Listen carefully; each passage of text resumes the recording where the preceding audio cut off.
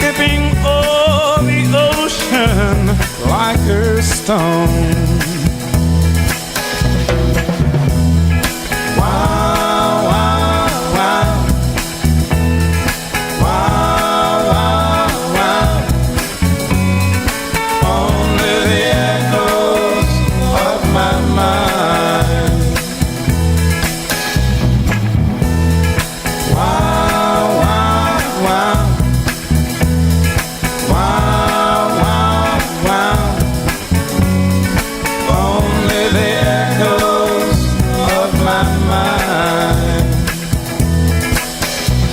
And I won't leave my love behind.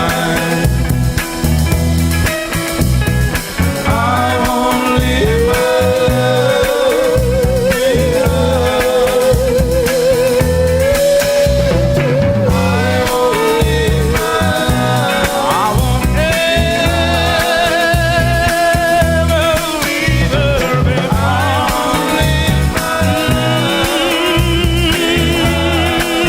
I won't ever, ever leave her. No, no. I won't ever leave her behind. Oh, darling,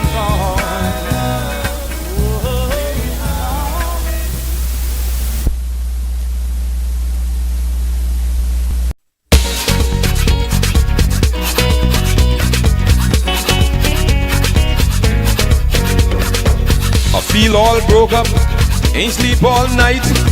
My body's aching, no appetite. Scratchy throat, runny nose too. Got to see my doctor, it could be the flu. Oh doctor, doctor, I ain't doing good. If I got the flu, then that's understood. He said open your mouth wide, say ah. You've got all the symptoms of the flu thus far. I got the flu, I got the flu, I got the flu. Doctor, tell me what to do. I got the flu, I got the flu. Oh doctor, please tell me what to do. Wait.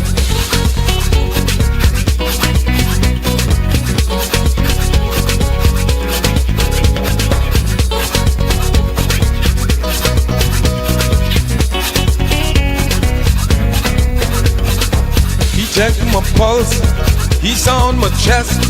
Said drink plenty liquids, be sure and don't forget. Checked my pressure, he checked my glands. Said take this injection, sure you understand. He wrote a prescription, prescribed for me.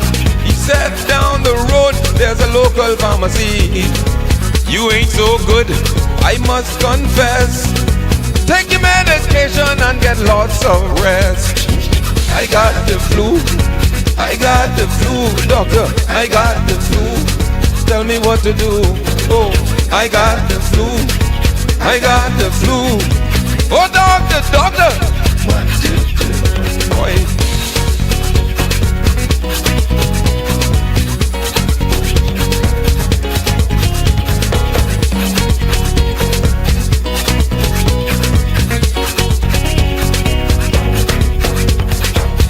There's a bush doctor, live down in the creek. His name is Ricardo, but they call him Rick. He boiled a concoction and said to me, drink it all down and you'll be flu free. He said, some lard and banana leaf to break the fever.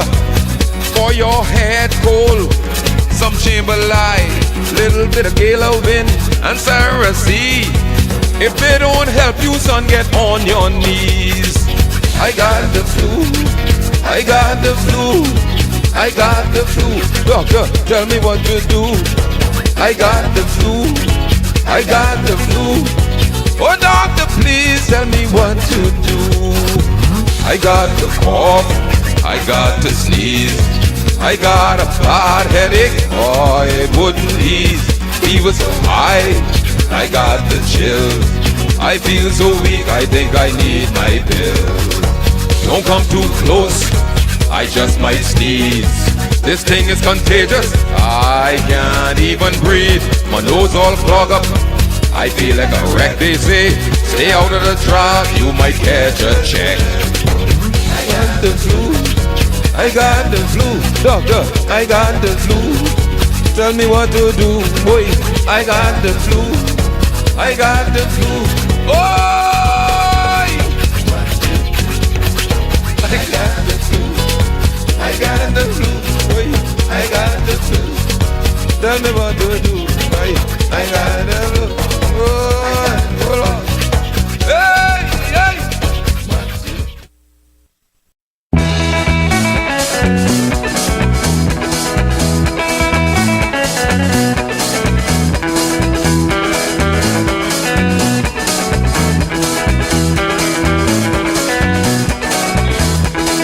Woke up early one morning, kissed my mama goodbye. Going back to the island, I say, don't worry, mama, don't cry.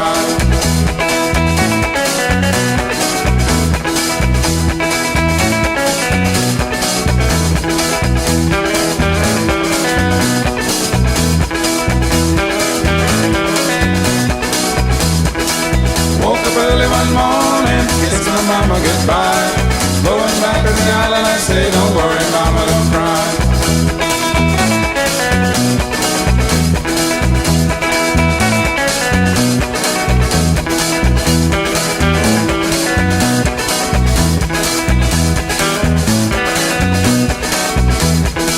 Leaving on the Alice Mabel, I sure hope she's still able. This evening around 5 o'clock, I'll stand at her bow and see the dock. Out in the field from dawn till dusk, swimming in the blue hole is a must. Oh, that island where I was born, the first thing I'll do is roast some corn. Woke up early one morning, kissed my mama goodbye. Going back to the island, I say, don't worry, mama, don't cry.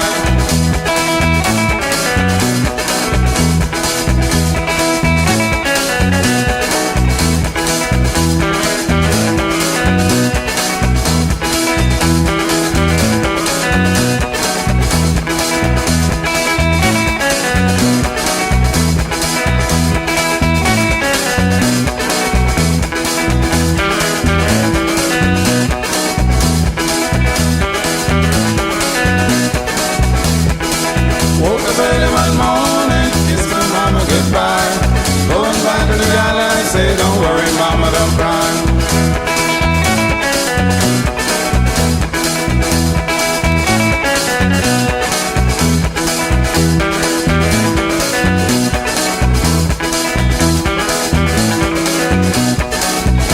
I'll be cooking outside in me iron pot. Though young when I learned, I haven't forgot how to catch them black rabbits they walking. Old folks smoking pipe and talking. Saturday night they're gonna dance and sway, shake my belly and do the gumby. Oh my people, don't you understand? I live like a king and be a happy man. Woke up early one morning, kissed my mama goodbye. Going back to the island, I say, don't worry, mama, don't cry.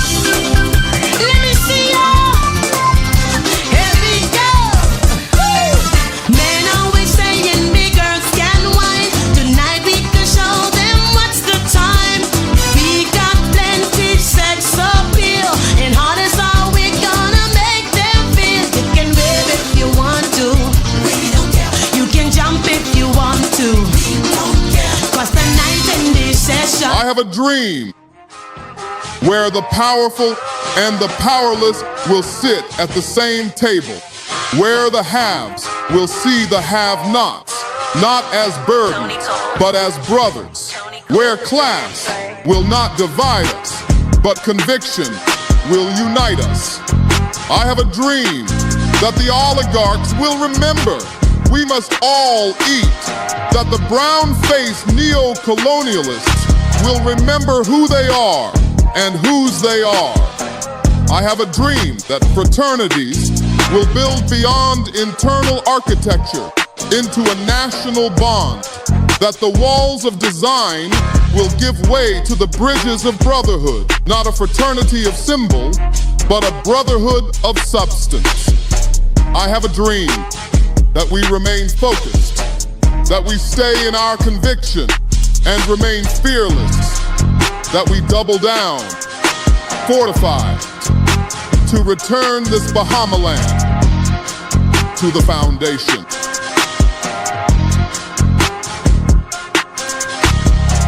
You! Who, me? Yes, you. What? We tired of the red, we tired of the blue.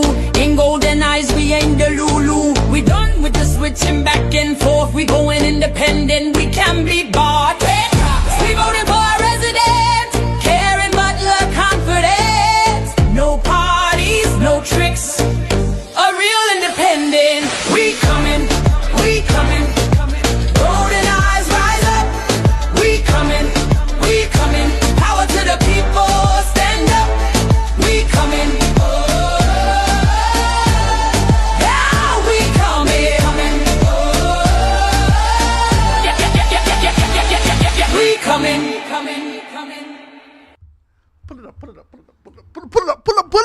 Pull up. Yes, you. What? We tired of the red, we tired of the blue. In golden eyes, we ain't the Lulu. We done with the switching back and forth. We going independent, we can be bought. We voting for our resident, caring but love confidence. No parties, no tricks, a real independent. We coming, we coming. Golden eyes rise up. We coming, we coming. Power to the people, stand up. We coming. Yeah, we coming. We coming. Good afternoon, ladies and gentlemen. The Foundation with Howard Grant. Had to pull it up. Pull up. It was fire. I like it, man. I always like an energetic song that can be able to get us to a position. I know you know where we are. We're going to be talking with Karen Butler here today at Independent Candidate for Golden Isles. We are just a pinch away from the by-election that's going to be held in the constituency of Golden Isles to be able to find out exactly what's what. So I am grateful that she's here today. But before we get jamming, before we can be able to talk about those things, we always got to shout out our good, decent people over at Crystal Select. Crystal Select, premium drinking water. Premium drinking water here in the country. It's water of the Bahamas. You got to find him on East Street South. Go ask for my guy Clark. He can take very good care of you. Christmas is coming, and you want to be able to put your logo on the bottle. You want to put decorations on the bottle. You want to be able to put your company name on the bottle. You want to do all these things. You can do that right there at Crystal Select. Great water, great premium drinking water. They've been in the country more than 2 decades in terms of being able to really push and make some things happen. You want to find out more about them? 325-1416, 325-1416. You can be able to find them right there, like I said, on East Street South. And also, guys, we are here. I got to let you know my own business. Amen. We're here. The Realigner. He wasn't quick with that one. The Realigner is definitely, you can be able to show the shoulder here, right?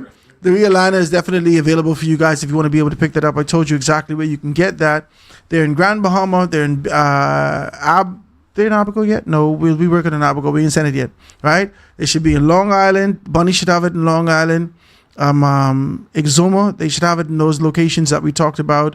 It's here in Nassau at any one of the where you get your papers on the side of the street, whether that's Kenneth on Prospect Ridge, whether that's Shirley Street and Blue Hill Road, whether that's Nassau New Providence Highway, whether that is on Farrington Road, at my girl over at Farrington Road, right? You can be able to get those things, or at Choice Essos and Rokas. gas station, Porky's gas station, Choice Essos. You can see it right there. East Street Esso and Soldier Road, Village Road and Soldier Road, Prince Charles. You can be able to find those things there. We're working on some stuff that you could be able to get it anywhere. My God, if you could roll out your house and get it, praise God, we'll do that also. But we're going to be able to find out exactly what's what. So pick up the realigner, guys. It's the time that we can be able to do it. It is a Friday evening BIM. Warm and easily selected. We're going to be talking about these things. And I know it's going to be a little bit different than being able to just sort of identify what's happening from a national perspective. We're talking more specifically to the candidate of choice. Now, ladies and gentlemen, I want to be able to introduce you to a vivacious, is that a word? I think it is. I feel like it's a word, right?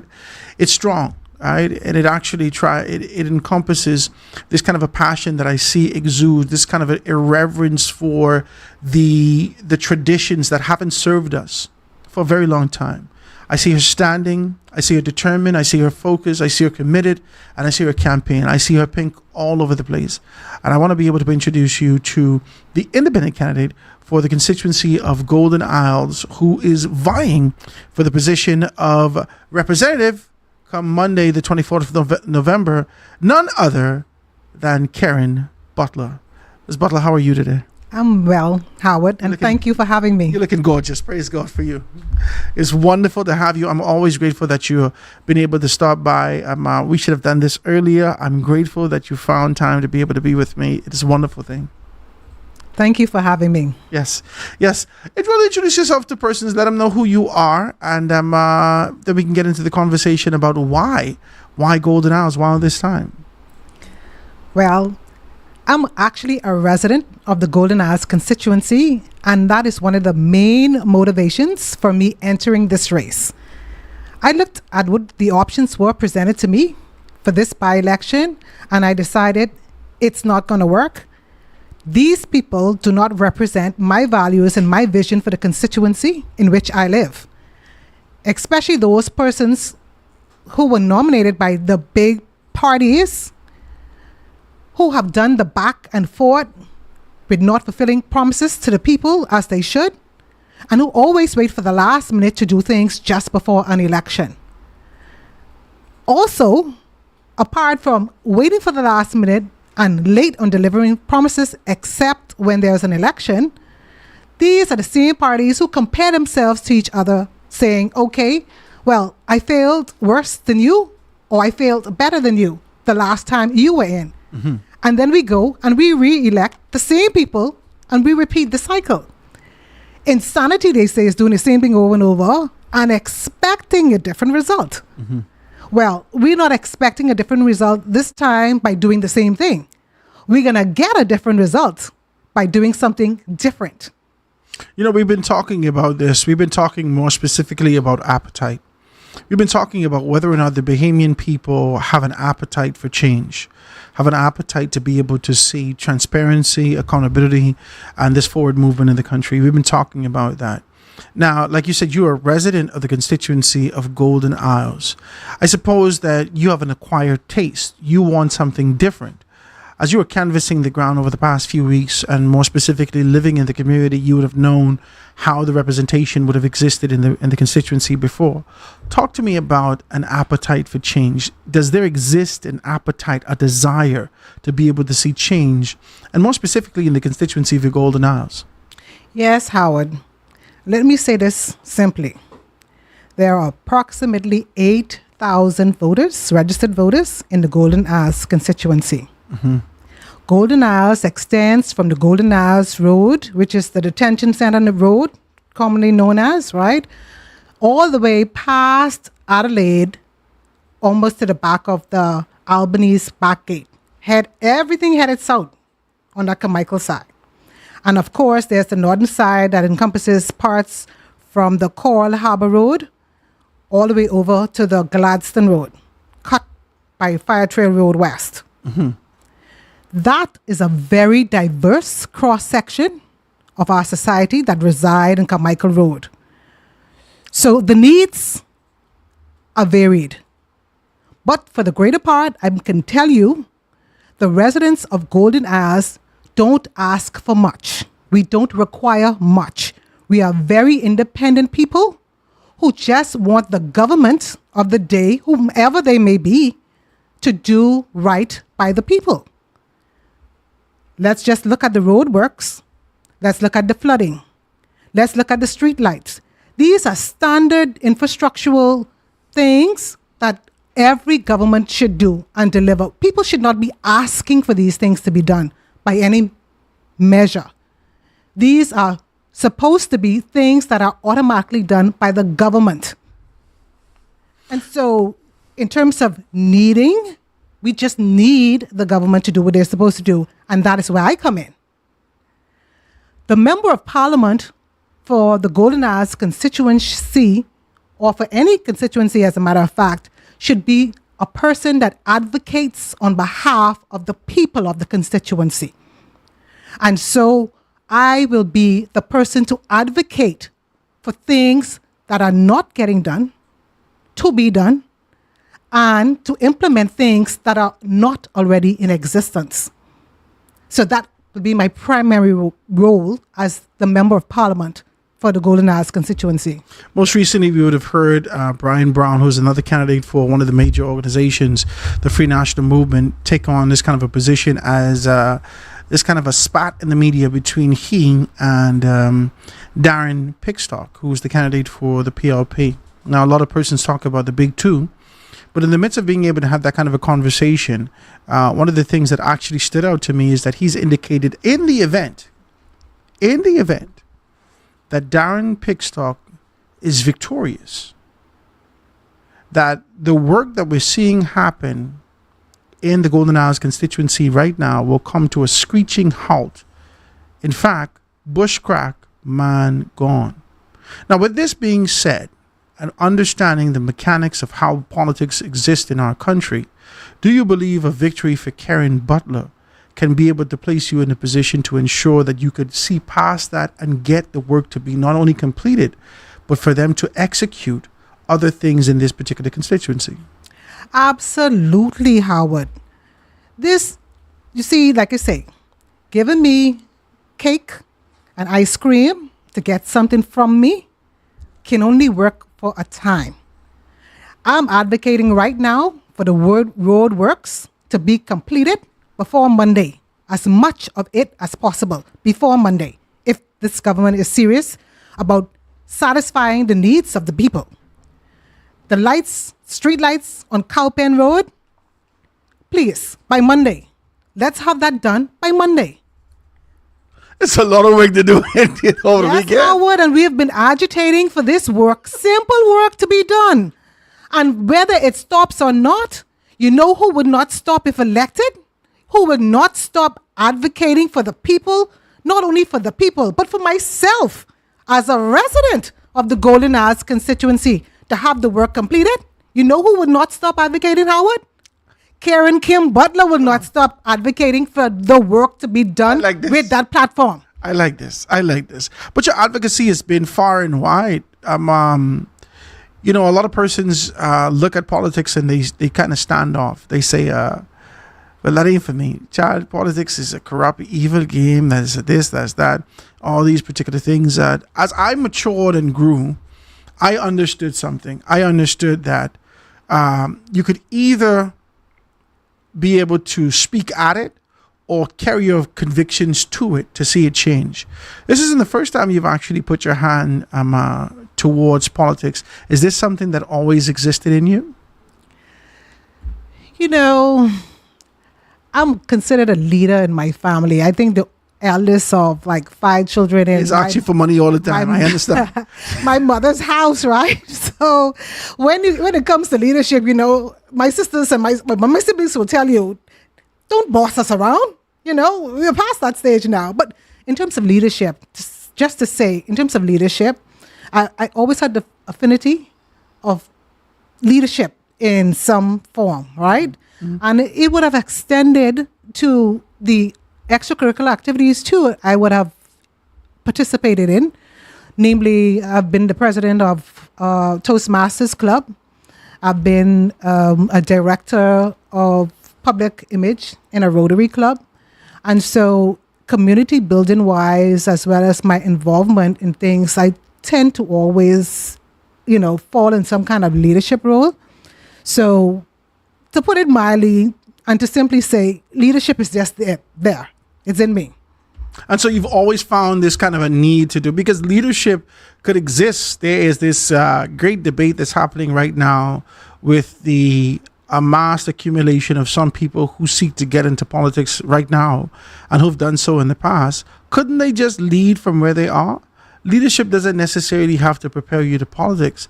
The question is, did you find this avenue, this political avenue, as the path to take you to the transformation that you envision? I wouldn't say that I chose the path, but that the path was chosen for me by people who would have observed me. Mm-hmm. Right? I said, boy, you're good at this, girl. You should try this. Or, I think you may be great in this particular role. So for the greater part of it, just doing the best you can all the time, I think makes a difference. Be able to advocate for people who truly needs their voice to be heard, but maybe either intimidated to actually speak out, or they may just not have the right words. And so for a long time, I've been doing that for a lot of people. And maybe that is what attracted persons to, make certain recommendations, or people maybe may be attracted to you, but you still have to be able to engage them. No matter who nominates you for this, you have to accept this particular position. You've accepted it with flying colors. You accepted it and placed your passion at the forefront. You accepted it, and it has your convictions enveloped in you, and you decided to be able to move forward. This is an amazing thing. Do you see this as a mountainous task? Is this a significant hill for you to be able to travel? Why I ask that question is because we understand that the PLP, the Progressive Liberal Party, is the government of the day. And we also understand historically the approach that they take when it comes to politics. We understand Brian Brown has been on the ground, like he said, for years, advocating and being able to find a transformation for the constituency of Golden Isles. We understand the momentum that's being built with the Coalition of Independence. And all these elements, these men, are seeking to be able to get a position in this particular constituency. You decided to be able to push forward and stand firm to be able to represent in this area. Is this a mountainous task for you? Is it overwhelming? Talk to me. I'll simply say it's not overwhelming. It may be a mountainous task, but then there was David and there was Goliath. Praise Jesus. Least we forget, right? However, I'm not intimidated by the status quo. And that must be clear to everyone. The fact that I'm able to nominate outside of party politics as an independent should speak volumes to anyone who is following politics. I represent people, like I say, who are not able to come to the forefront to say we are tired and frustrated and we want change.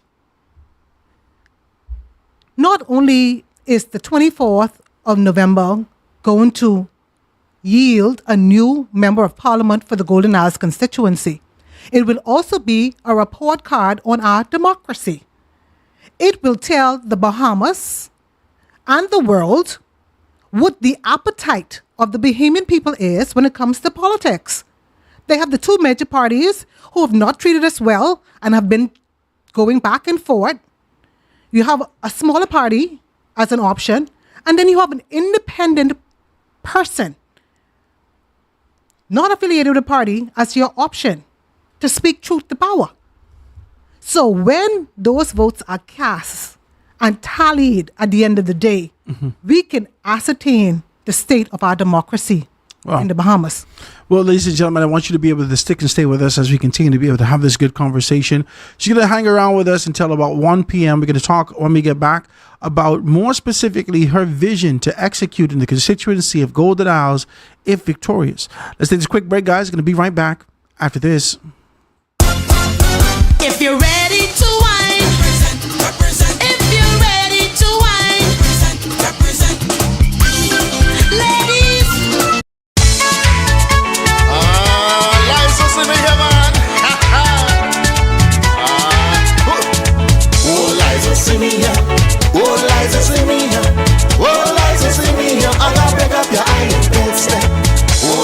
see me here. Oh, Liza, see me here. Oh, Liza, see me here. I can break up your iron bedstead. Liza had a daughter by the name of Ola. Boys want to hold her, oh she's sweet like a Coca-Cola. Liza, don't you understand? Liza, you don't understand. Liza, you don't understand. They always call me Iron Man. Oh Liza, see me here. Oh Liza, see me here. Oh Liza, see me here. I can break up your iron bedstead. Oh Liza, see me here. Oh Liza, see me here. Oh Liza, see me here. I can break up your iron bedstead.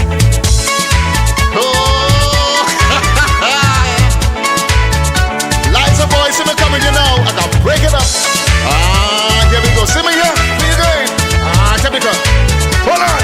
Check this. Oh Liza, see me here. Oh Liza, see me here. Oh Liza, see me here. I can break up your iron bedstead. Oh Liza, see me here. Oh Liza, see me here. Oh Liza, see me here. I can break up your iron bedstead. Liza dog gotta go. Liza shoes full of hole. Liza bed it got no spring. I gon' break up your iron bedstead. Liza fence need to mend.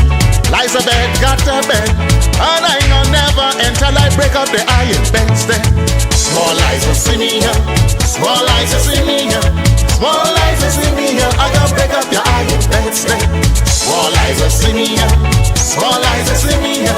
Small Liza see me here. I gon' break up your iron bedstead. Yeah man. See me here Liza. I reach.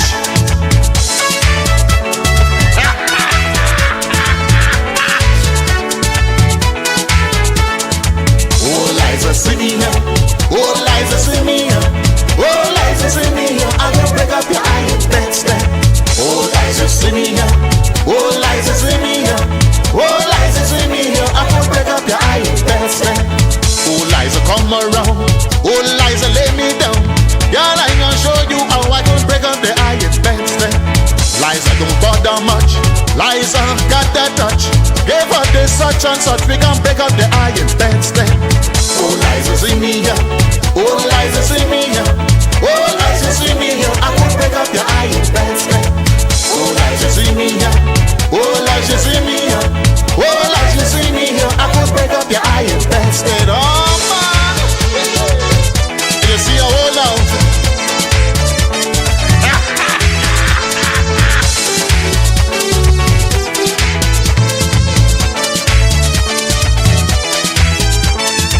Liza had a daughter by the name of Ola.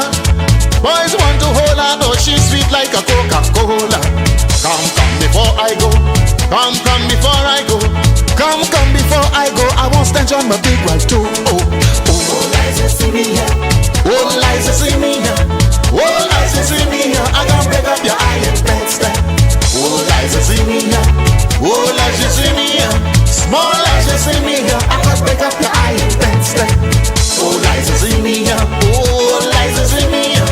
Oh Liza see me here. I gon' break up your iron bedstead. I want. Oh Liza see me here. Yeah. Oh Liza see me here. Oh Liza see me here. I gon' break up your iron bedstead. Small Liza see me here. Small Liza see me here. Mom, small Liza you see me. I gon' break up your iron bedstead. Oh Liza see me here. Oh Liza see me here. Oh Liza see me here. Break up your iron bedstead. You! Who me? Yes, you. What? We tired of the red, we tired of the blue. In golden eyes, we ain't the Lulu. We done with the switching back and forth. We going independent, we can be bought. We voting for our resident, caring but love confidence. No parties, no tricks. A real independent. We coming, we coming. Golden eyes rise up. We coming, we coming. Power to the people, stand up. We coming. Yeah, we coming. We coming. Hey you! Who me? Yes you. Yeah. What? We tired of the red, You going we twice, tired eh? of the blue. Okay. In golden eyes, we ain't the Lulu. We done with the switching back and forth. We going independent, we can be bought. We voting for our resident, caring but love confidence. No parties, no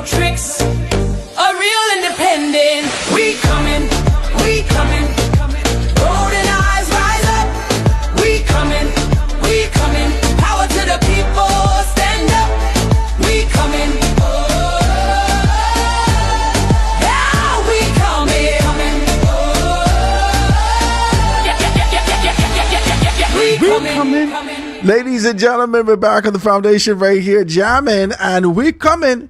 We're sitting with the independent candidate in the constituency of Golden Isles, really being able to tell us about her passion, why she's doing this, and how she's pouring her all into the constituency of Golden Isles to let them know that true representation can exist outside of the two major organizations, outside of the FNM, outside of the PLP. It can exist an individual, a heart, a passion, an idea that can be able to sprout from the soil of a constituency to be able to see some things change.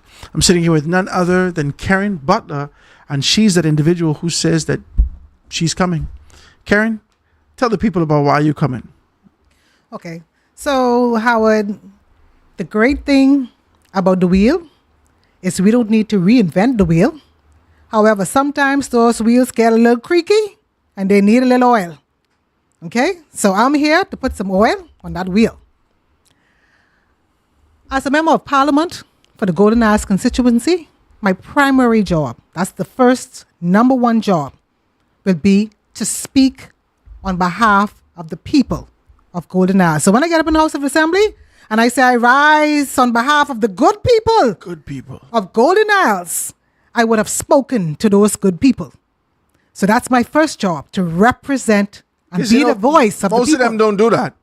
They only rise on behalf of the people who send them there, not on behalf of the people who tell them, look here, this is what we need. Okay, so like I say, we oil in the wheel, all right? I go. Let's go. Now, and then the second responsibility as an MP that I would have is to create legislation. As a trained attorney, I think I'm at least able, right? I can't say that I have that experience in the House of Assembly, but I'm able. I'm quite sure, quite qualified enough to assist in that. Mm-hmm. So those are the primary jobs of a member of parliament. Now, everything else becomes a little additive. We ain't talking about buying no fridge or paying the light bills or nothing like that, right? We're talking about development and community programs, all right? Now, I also need a fridge. I just want to let you know. Go ahead. Right. So, development of community programs, especially for the vulnerable among us, right? You have the elderly, you have the disabled, and you have children. When it comes to the elderly, I found that a lot of the older persons that reside in the Coral Harbor area, more specifically, simply because they have homes there, and other elderly people in the Golden Isles community, we need to set up some kind of programs where we can engage the elderly, whether they go in the mornings, like, one or two centers I know already set up, and they have programs and activities, and then they return in the evening. That will be good, as well as programs for the disabled. The children, how we treat these vulnerable population will determine our future, even as a nation. So, again, developmental programs, assistance programs, especially for the sandwich generation, that generation that really has to take care of mommy and daddy. You have children of your own, and you still got to go there and work to make ends meet. So people's personal lives and development, networking with members in the constituency itself, I think is one of the beneficial parts or beneficial things we can do as a community with that constituency allowance of the $100,000 a year. Now, I don't want to bring up anyone's story, but who's been there longer than me, doing programs and all of that. If the program should speak for itself, all right? And I don't want to be a person who has to brag about feeding anybody, because the indignity of putting people out in the cold like that, we shouldn't be doing as Bahamians. So generally speaking, basic idea of what should happen under my watch, by direction from the people. Again, I will say, by direction from the people. So this is something that you want to do. You want to ensure that you always engage the people of the constituency to be able to really bring relief and bring issues to the forefront. Now, let me say this. Most recently, we would have been able to see in the constituency of Golden Isles, there's sort of an idea of, I think they was dealing with some dredging, some group, persons being able to do something, some development out at the southern part of Coral Harbor Road and so forth and so on. Is this one of the things that we're going to be able to hear from you as in terms of being able to agitate against the environmental indifference that's happening in there, or any of the things that these persons are talking about? Yes, absolutely. Howard, we have government for the people. It's not cliche, you know. It's for the people. So if you were doing something that does not benefit the people, then what is the purpose? What is the purpose? We license our car, we pay taxes, right? We do those things necessary for the good maintenance of roads. If that is not being done for the people, when I drive in the pothole and I have to change a tire, or my, I don't even know what to call it, but the steering arm of the car, the mechanics would know. I don't really know too much about that. But when I have to deal with these things, are you working for the people? The government exists to deal with the issues of the people, as well as the MP for the area is the voice to compel the persons who need to do what they have to do those things. So when it comes to even developmental programs or sites or groupings, you still need to be in touch with the people. They live there. Like I live in Golden Isles. I don't want anybody who don't live in Golden Isles come and tell me what I need. It's heavy what you're saying, because this is some of the sentiments that I heard the candidate for the Free National Movement actually espouse. The fact that we don't want no outsider. So I guess, well, I don't know where Brian Rowe lives, but is it safe to say that you and Brian Brown are the only two candidates that are living in that constituency? No, Mr. Roll is my good neighbor too. He's in the constituency also? Yeah, he's I my didn't good know neighbor. that. Yeah, Okay, he's okay. my good neighbor. He's a good neighbor. Yes. But still vote for you though. Absolutely. Okay, just On the want to be clear. 24th of November. I just want to be clear about this. Howard, let me just remind your viewers. On the 24th of November, which is this Monday, 2 days away. Monday! 2 days away. When you go to the poll, Golden Isles constituents, you are to look. What's your sign? I'm just about to tell you. Tell me what to you're ahead look of for. me. You're ahead of me, Howard. Just when you go to the polls, you're going to look for that $1 $1 on that ballot. And you're going to see next to that, the last name Butler. Butler. You're going to mark your X to that particular candidate, me, who lives among you, who is a part of you on that day. You know, a lot of us have moved from place to place, but I think our heart is definitely in the constituency. Do you have an indifference with people being able to come in to the constituency as an outsider, being able to speak to those things? I have a difficulty with spending a lot of time trying to tell you my problem as opposed to you experiencing my problem. I think we can move along a bit quicker in that direction. The flood in Coral Harbor, the Coral Harbor budget. Yeah, they have a number of issues. All right. I used to live out there, you know. So you had a boat or a jet ski? Well, my truck steering arm gone a couple times, because not only did they have flooding issues in the front of Coral Harbor right there, but they used to have one big hole. You remember that big hole? Jesus God. Swallow you up. Ooh, right? I thought they mitigated against that. I thought they fixed the issue already. We are still talking about. As a matter of fact, there was a town meeting, I understand, 2 weeks ago. I stand to be corrected, but about 2 weeks ago, during this campaign, we're still talking about issues that, to me, cannot simply progress. Are you going to beat? Are you going to beat the candidates for the big two, which is the FNM and the PRP, with the belt of what your expectations were from the former candidate who's passed away in the person of Vaughn Miller? Are you going to whip them with that switch to say the PLP can't do this because what we represented or what we saw under Von Miller's time, or the FNM can't do this because what we saw under Von Miller's time? Because this sounds like one switch.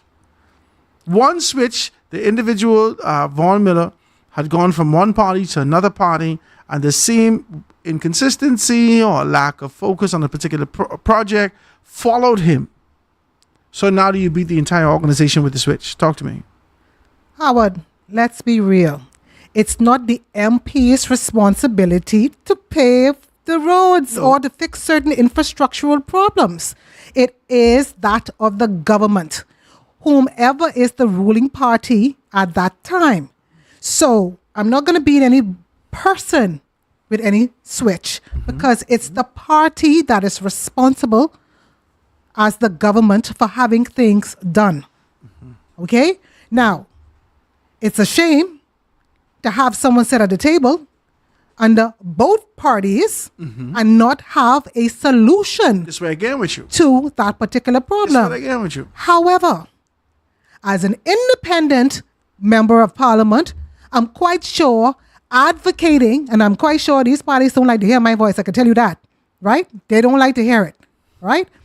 I can advocate for change I like this. and having it done. I'm not even about just having it done, but making it happen. And making it happen means futuristic thinking. Not only about the Golden Isles constituency, but of the Commonwealth of the Bahamas, including the Family Islands. But then that's another story unto itself. One step at a time, right? As Bahamians, we've lost our way. We have lost our way, and we need to find ourselves. And hopefully on the 24th of November, which is this Monday, Golden Isles will start the process of rebuilding the Bahamas one constituency at a time. I like this. I like this. See, this optimism is one of the things that we look for. We need you to be able to exude an idea of hope. We need you to be able to have a vision, a concept, an idea, a focus, a concentrated area that we can be able to say to you, oh, well, we know that, yeah, man, this is our passion. This is the direction that she's going. Sitting here with Karen Butler, she's really being able to tell us about her passion, and it continues to be able to spill out of her. I know she want me to tell you this, but she didn't write the whole thing that we hear. The song that we're hearing, she wrote that. This is something that actually exists in her, bubbling out in almost every sphere. She's talking to us about being able to deal with older persons. She's talking about the youth. She's talking about disabled persons in the community. She's talking about all these particular issues that may have been touched on, but not necessarily place this sort of emphasis and focus on for the transformation that the community can do. And Karen, you're saying to us that you come to bring that focus. You come to bring that change. What Golden Isles needs. Talk to me about it. Absolutely, Howard. Listen, this is the place we call home. I've been living in Golden Isles constituency for more than 20 years. You know how far back it was when I first moved there? I had to purchase a lamp pole and a transformer just to get light. Everybody around her, she paid for your infrastructure, all her money. Hey, that's been clear, right? No, it didn't even quite work like that because my next neighbor, they were able to get, electricity off of that pole. Wow. But that's how long I've been in the Golden Isles constituency, Howard. And that's where I live. I don't have any place else to go. I may have places to go to visit. No joke about that. But the Bahamas is home. And if we're not invested in our home, where can we be invested? The community that existed in the country is now almost non-existent. And that's another reason why it was important for me to even run as an independent candidate, because you see these contracts have divided our people. When one party in, some people could eat, and they could eat, and they could eat. But when their party out of power, their mouth white as snow. Like I say, Howard, I hear to oil the wheel, I ain't had to play. White mouth. Then there's some, You Howard. know who you're talking. She know you know who you is. Now, Howard, there's some who don't care what party in power, Their mouth red all the time. all the time. And then there's the last group who mouth white all the time. My God, they don't Right? never get nothing. I'm telling you. But it is time for us to move away from that division that keeps us down as a people. We are to be, at this point in time, especially because of our geographical location, we are supposed to be able to be doing some big things. And we're not doing it because we simply focus on potholes in the road. That's it. How many years are we going to be focused on potholes on the road? Huh? Or lampposts? How long are we going to be focused on flooding? Huh? Or trying to get a jet ski or a speedboat? The How whole long? jet ski. That's what I'm talking about. Just to get from one side to the other. How long? How long is the question? Well, hopefully not long. What the fella say? It ain't long now, right? Yeah, because on Monday, the 24th of November, 2025, I believe that the polls are open at 8 a.m. You can get down there. You know the polling division in your constituency. You know the polling division. Where's it going to be? Anatole Rogers, And Adelaide Primary. Adelaide Primary. There's two places. Correct. Anatole Rogers and Adelaide Primary. Just give them the information. You can be able to find out those things. You should be able to know where your specific polling division exists. I think it's 14 polls. Some polls are broken up into poll A and poll B.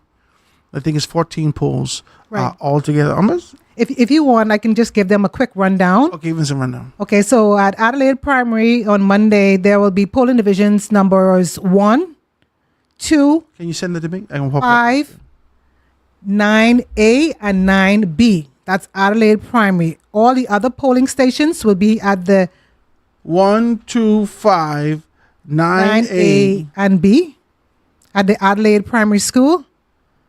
And the other polling stations will be at the Anatole Rogers High School. So I suppose 1, 2, 5, 9A, and 9B all would be west of Coral Harbor Road. Well, not quite. They in Coral. Some people in Coral Heights too. Yes. Really? It's a little weird for some of it, but the important point right now, right, because we have already have this locked, the important point now is for them to identify which polling division they're in and where they are to go. And you can do this, guys. You can be able to pick up your voter's card registration. You should be able to see it right there in the corner. It'll tell you which polling division that you're going to be in and where you're going to be voting, right? Right. So you want to know where you vote. You want to get in there early. I don't know if you still got work. What do we do? Tell our boss, listen, boss. You're I gotta entitled to vote. what? You're entitled to time off to go Listen, and boss. do your duty. See my constituency. I gotta work. I gotta go vote. Give me 4 hours. Supposed to get 4 hours. Give me 4 hours off because I can need 3 of them to make a decision. I don't know, or maybe do some. Who knows? You gotta go down there and vote on Monday. Come 8 a.m. It's either going to be the Adelaide School. And if you're in the area, you should know where the Adelaide School is. It's actually in Adelaide, right?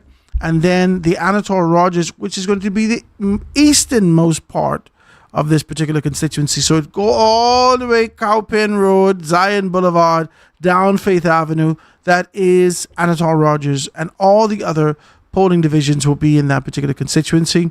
So let's just be able to do those things. So tell us a little bit more about your vision. Give us the holistic concept and idea about your vision. Well, outside of what I've already mentioned in terms of community programs, pretty much that spans everyone and covering particularly the vulnerable among us, a lot of it, Howard, will come from the people. And this is what I'm advocating for. It will come from the people. Naturally. Exactly. So with us having a whole program and, I have a list of 10 things that I want done. But if it's not a priority for the people, and if it does not satisfy the people, and it does not, you are wasting your time. So you can have a million lists. But if you come to me and I'm saying that's not a priority for us in this area, it's not a priority. Wow. Wow. It's an amazing thing, because a lot of the times, spoken or otherwise, we see individuals take on their own agenda and push their individual agenda at the forefront.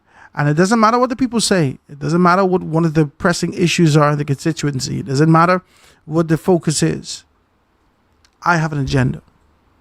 And that always supersedes everything else. But you're saying to us that the focus is going to be what the people bring to the forefront. Absolutely, absolutely. And life becomes so much easier if all concerned would operate in that fashion. Once you hear from the people and the people get the response that they want, the people are contented, they're cooperative, they respect you, they feel heard, and they feel understood. What a beautiful place for any government to be in, where the people are that satisfied with your representation. Wow. Wow. Just listen. Just listen. You enter a group, it's like you entering a room. It's supposed to be all about you. 50 of you are there, but somebody comes in the room and they ask you nothing. They tell you everything, and when they're done, they walk out of the room. That's been the course of politics in the country. And that, my friend, has to change. That's been the course of politics in the country. That has to. We are not. They walk in the room and they say, "This is what we're doing." So what about? I live in the constituency. I hear you, but this is what we're doing. And Howard, let me just say to you, back then, when we first became independent, we had leaders who we depended on to make decisions for us because they were educated. They were people who we looked to make those decisions because they were educated, more educated than we ever were. Mm-hmm. As time progressed and the advent of technology and the internet, we are all as educated or even more educated than our leaders. Accessibility, yes. And so we begin to question decisions. We do not rely solely on them, and we do not trust them solely to make decisions on our behalf anymore. We want a voice at the table. And on Monday, the 24th of November, when the people of Golden Isles elect the independent candidate, Karen Kim Butler, to be their voice, the governments of the Bahamas, if they're not a part of this independent group, they will hear our voice and they will take note. This is exciting. I could hear you. You know what? Let me. I just want to play this while you're doing that because I just get excited for politics time. While you're talking, I only could hear. You what? We tired of the red, we tired of the blue. In Golden Eyes, we ain't the Lulu. We done with the switching We're back. not and the forth. Lulu. We going independent. We can be bought. We voting for a president. I'm pretty excited for being able to have a conversation with you. No tricks. Let me tell you what. A real independent. We coming. I like this. We coming. Put it down low. Golden Eyes, rise up. I want to be honest with you. I am excited about politics in this country. I'm excited about the concept and idea for change. I'm excited about growth and development. I'm excited about people participating. I'm excited about people being able to have the conviction to be able to stand up. This is not an easy thing. A lot of persons don't understand that. Mm-hmm. You have to go through so much courses. You got to go through family. You got to go through ridicule. You got to go through, am I good enough? You got to go through all of these particular things to represent and place yourself at the forefront. But there is a churning in your belly. There is a churning inside of you that says, you have to go. You have to go. Go now. And I want to be able to commend you for being able to take up the challenge. This wasn't easy. I know it wasn't. Despite the fact that you would have been able to see the statistics for independence, the statistics even for third parties in the country over the past, I don't know, from the existence of our country, at least 40 years. If we ain't 50, it have to be 40. And when you identify those particular things and you still decided to be able to go forward, you come with a vision, a passion, determination, preparation, and it is a wonderful thing. We want to wish you all the absolute best. Thank you very much, Howard, for having me. And thank you to all the residents of the Golden Isles constituency who would have faith enough in me to cast your ballot for me on Monday. Thank you. Tell them again. Monday, the 24th of November, you are to vote for the independent candidate, Karen K. Butler. I like how you say that. You ought to vote. You ought to vote for the independent candidate, Karen Butler. Your Ladies and future gentlemen. boys. Yes. Ladies and gentlemen, Karen Butler is here with us, being able to talk to us about these particular things. I'm always grateful to be able to have more. And listen, don't be a stranger now. Turn it up right there. Don't be a stranger. I want you to come back, win, lose, or draw, to continue to be able to talk about politics nationally if you'd have me. I'd love that. Okay? Thank you, Howard. All the best, all the absolute best. Ladies and gentlemen, we're going to take this break. We're going to get back. When we get back, we're hoping to be able to have another candidate to being able to speak to the constituency of Golden Isles. And we look forward to that. Karen Butler, she's coming. I'm going to press play again. Hold on now. Hold on.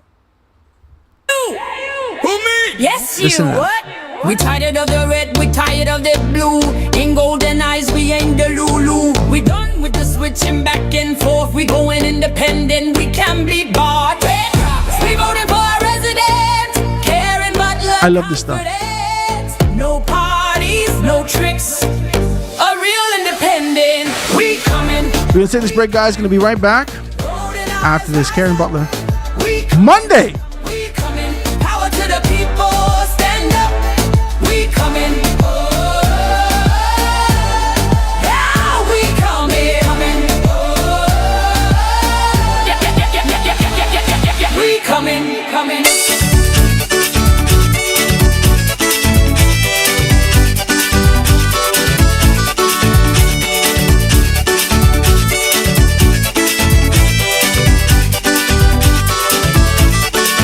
Rolling down on Market Street to my new Mercedes Benz. This doggy round across the road like he had a death wish. I slammed my brakes up out my car to see if he got hit. The biggest mistake of my life that I would soon regret. See, I didn't even hit him, but he looked so pitiful. So I took him home and cleaned him up, gave him a belly full. Every night I take him upstairs to sleep on side of me. But when I let him outside, he disappeared for weeks. You dirty dog. Oh, you dirty dog, you dirty dog. Stop acting like you have some pedigree. I gave you more than phone. I took you in my home. You dirty dog, stop playing around with me. You dirty dog. Oh, you dirty dog, you dirty dog. Stop before you end up in your grave. Even though you will be gone. At first I'm gonna mourn, but then I take a pit for home with me.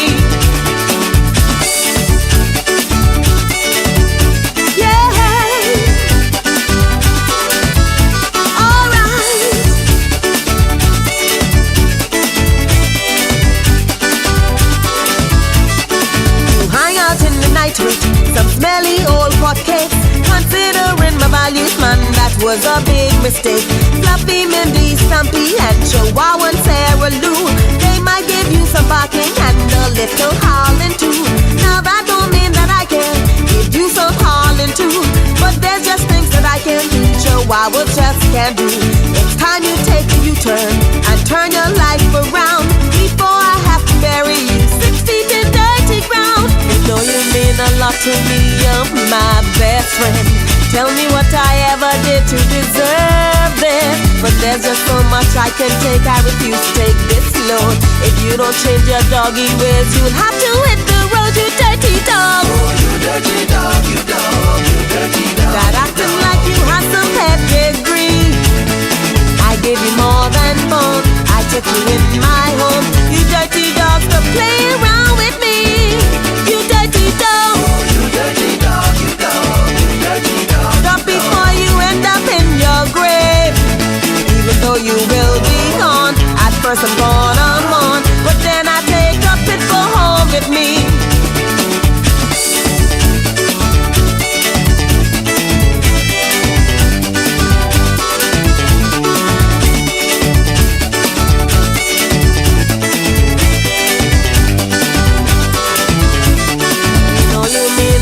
To me, you're my best friend. Tell me what I There's so much I can take, I refuse to take this load. If you don't change your doggy ways, you'll have to hit the road, you dirty dog. Oh, you dirty dog, you dog, you dirty dog. That acting like you have some pedigree. I give you more than bone, I took you in my home. You dirty dog, stop playing around with me. You dirty dog. Oh, you dirty dog, you dog, you dirty dog. Yeah, stop before you end up in your grave. Even though you will be gone, at first I'm gone, but then I take a pit for home with me. You dirty dog. Oh, you dirty dog, you dog, you dirty dog. That acting like you have some pedigree. I give you more than bone, I took you in my home. You dirty dog, stop playing around with me. You dirty dog. Oh, you dirty dog, you dog, you dirty dog. Yeah, stop before you end up in your grave. Even though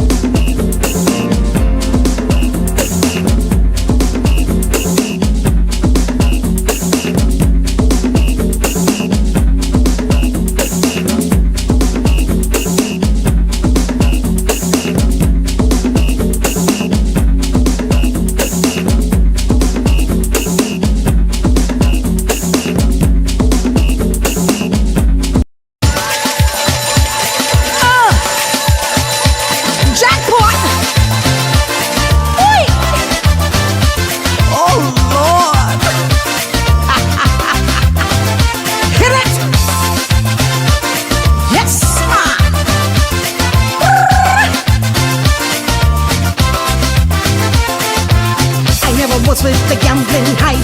Never was a casino type. Never had such a wicked vice. Never cared to roll the dice. But when I saw that lever stick, something make me wanna pull on it. And the prize money was a lot. If I could only hit that bed jackpot. I love to hear the money drop. Jackpot. Keep it coming, boy, never stop. Jackpot. Bring it down to every cent. And if you stop, I pull it again. Jackpot. Mama need a new pair of shoes. Jackpot. Go around and spread the news. Jackpot. I hit big and I win a lot. Oh, I hit the jackpot. I pull the lever and it starts to spin. The whole casino staff was watching. And when it stopped, 3 cherries in a row. That's when the owner hauled her out. No! I throw my bite right under it.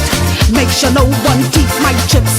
Whoever thought with just one pull, I can get my whole bag full. Jackpot! I love to see the money drop. Jackpot! Keep it coming, boy, never stop. Jackpot! Bring it down to every cent. And if you stop, I'll pull it again. Jackpot! Mama need a new pair of shoes. Jackpot! Go around and spread the news. Jackpot! I hit big and I win a lot. Oh yes, I love to hit the jackpot. Aye! Ka-ching! Bring it!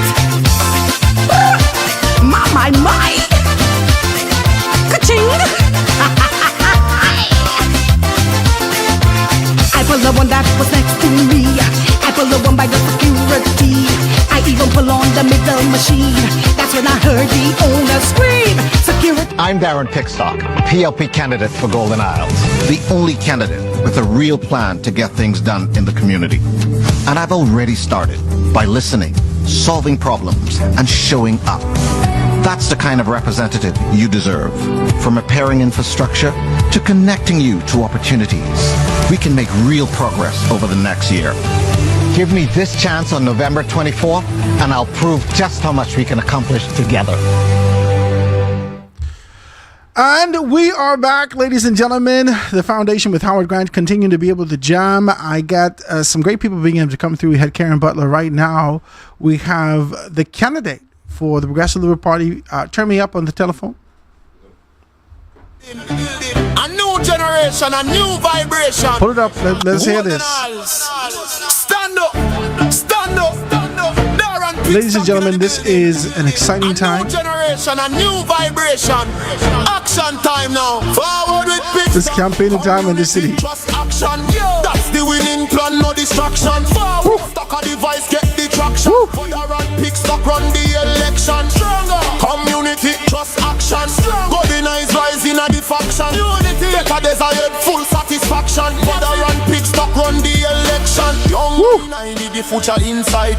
Pick stock. Ladies and gentlemen, I want to introduce you to the candidate, the Progressive Liberal Party's candidate for the constituency of Golden Isles. By-election going to be held in just a few days. PLP's candidate, none other than former Senator, now candidate, Darren Pickstock.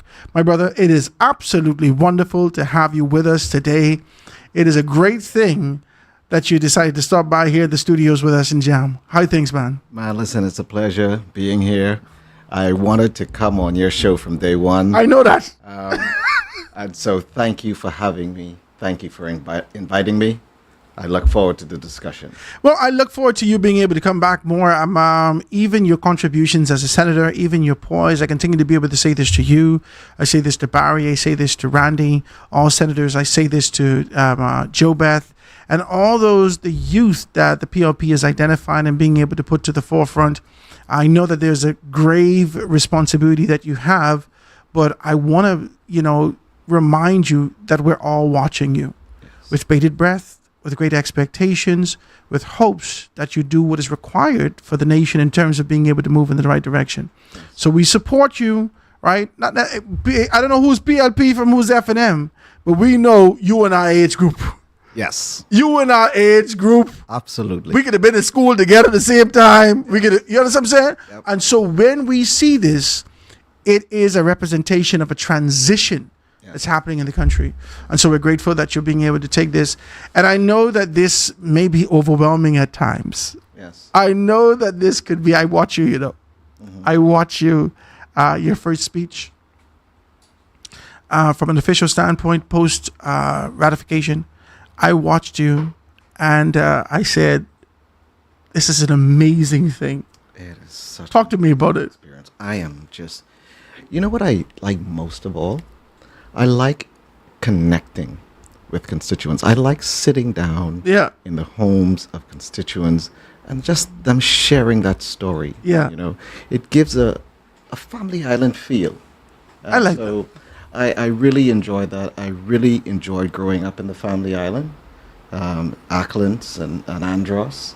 My mother's from Acklands. My father is from Mastic Point in North Andros. Oh, you're an island man. Yeah, so when I sit down in homes and people start to share things with me and trust me with their stories, when they invite me into their homes and say, "Son, do you want a cup of water?"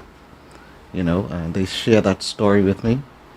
I love that. That's the part I enjoy the most. You know, I had an opportunity to be able to do a little campaigning myself, with my mother, with myself, and so forth and so on. And I know exactly what you mean. Being able to connect with people, it gives you a different perspective. Yes. You thought you were doing one particular thing, but when you hear from the residents of a constituency, they say, "Hey, listen, no matter what your thoughts are, this is where the issues exist in our community.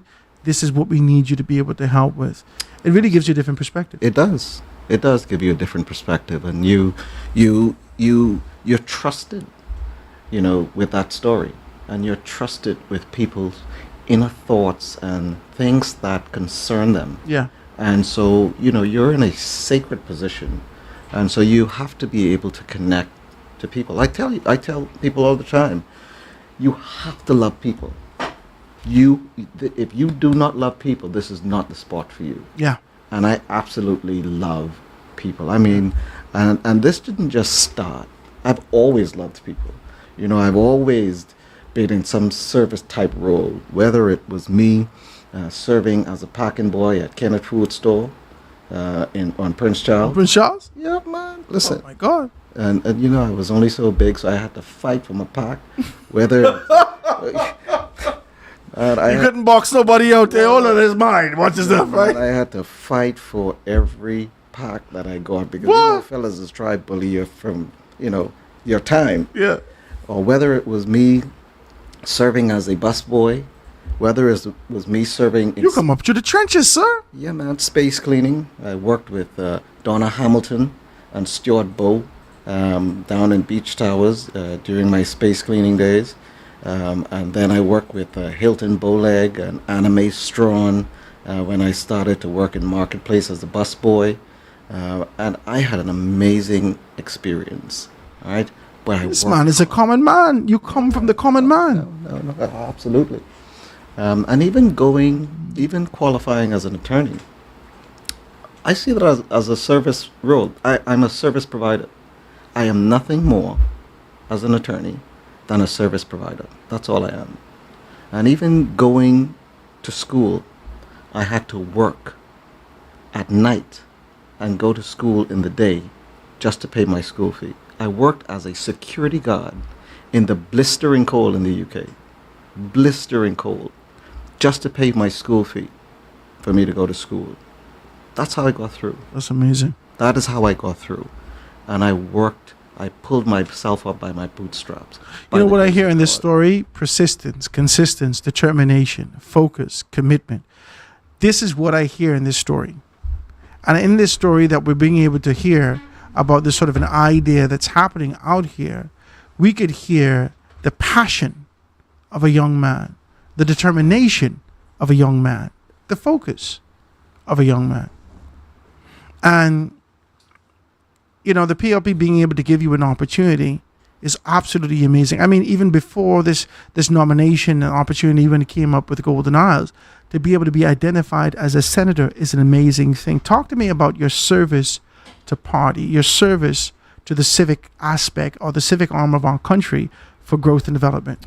Well, this started a long time ago. It didn't just start as me being appointed as a senator. You know, it started with me attending Boys Brigade with Captain Bullard. and friendly You're Palmer. becoming a very good politician. I just want to let you know this. The only people who's call everybody name is Picewell. And you know he's the hardest. Picewell is the hardest, but I just want to let you know this. I enjoy this. Go ahead. It started back then when they poured into me. And that set the tone from what my grandmother and my mother and father taught me. That set the tone for my community-based outlook on whatever I do. And so I give back. I mentor. I'm a part of the Next Gen's Men Boys mentoring program with Senator Ronald Duncan. And, you know, we had many young men graduated out of that cohort and went on to do some amazing stuff.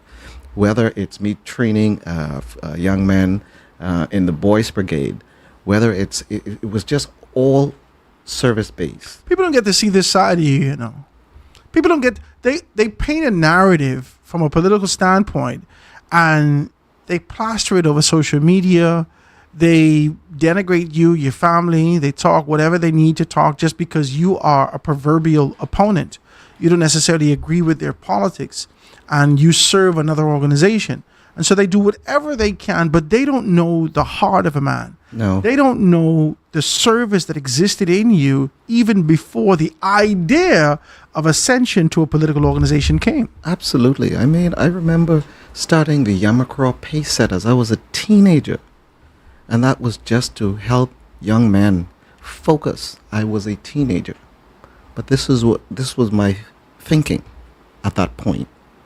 And so, you know, what you're seeing is just a manifestation of me being very community-minded, very focused on helping someone along. Because this is what it's about. If you cannot do that, then really your living is in vain, right? If you cannot help somebody along. And the reality is, someone help all of us. I agree with you. All right? I agree with you, man. Listen, Darren, this is an exciting time. Like I said to you, I never like to kind of geek out about these things. I just want to let you know. Anytime I see young people, I can tell you all, anytime I see people my age bracket and younger, yes, it says to me that the country or the politics in this country is being able to turn the curb, is being able to understand that it's important that you transition. That proverbial baton that Miles Monroe spoke about, that you must not die with that clinched to your hand in the casket and someone got to go and yank it from you, that this free-flowing transition that's happening, that must happen. I got to commend the Progressive Liberal Party for being able to give an opportunity to youth and being able to find it like that. So how do you see the philosophy of the organization? I know that there was, if you were paying attention when you were younger, there was always this sort of an idea about the good, the bad, and the ugly that existed in politics. Who's good, who's bad, who's dangerous, who's crooked, who's this, who's that.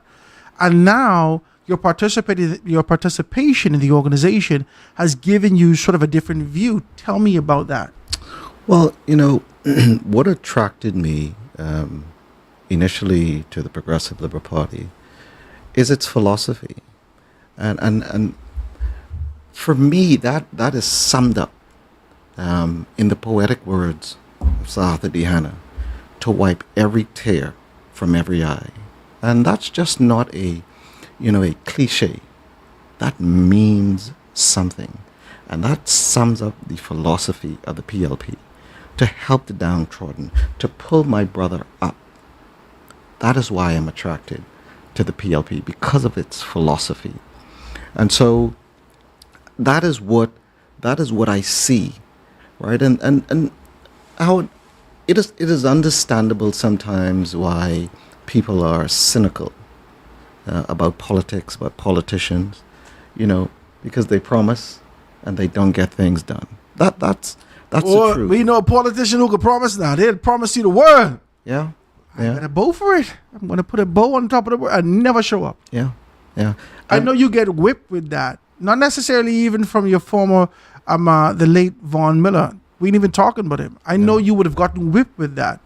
And people placed you in a category over these past few weeks when you're being able to touch people. Now, all of y'all, and there's sort of an idea to just lump you in or throw you in the bucket of the inconsistency, the lack of passion, the lack of vision, the lack of insight.